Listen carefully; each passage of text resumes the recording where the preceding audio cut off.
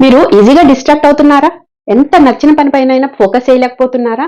అది మీ discipline problem కాదు. మీ brain యొక్క బయాలజీ. మన బాడీ హ్యాపీగా ఉండాలి అంటే మనకి డీఓఎస్సి డోస్ అనే ఒక కెమికల్ కావాలి.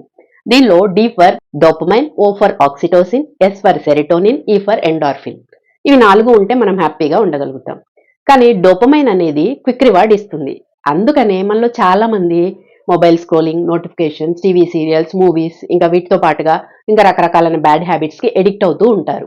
నిజానికి మన ఫోకస్ తప్పిపోలేదు. మన డోపమైన్ యొక్క డైరెక్షన్ మారిపోయింది. వన్స్ మన బ్రెయిన్‌కి ఈజీ డోపమైన్ అలవాటు అయ్యింది అంటే ఎంత నచ్చిన పనైనా మనం ఫోకస్ చేయలేము. అలాంటప్పుడు మనం చేసే పొరపాటు ఏంటి అంటే డోపమైన్‌ని కంట్రోల్ చేయడానికి ట్రై చేస్తాము. ఎప్పుడైతే దాన్ని కంట్రోల్ చేయడానికి ట్రై చేసి ఫెయిల్ అవుతున్నామో అప్పుడు సెల్ఫ్ డౌట్, లో కాన్ఫిడెన్స్, ప్రొకాస్టినేషన్, ఇరిటేషన్, ఫ్రస్ట్రేషన్‌తో డిసప్పాయింట్‌మెంట్, డిప్రెషన్‌కి గురవుతూ ఉంటాము.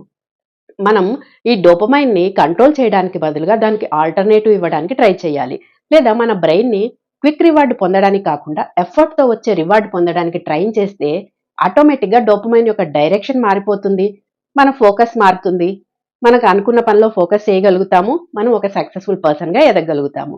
మరి మీరు కూడా మీ డోపమైన్ యొక్క డైరెక్షన్‌ని మార్చుకోవాలి అనుకుంటున్నారా?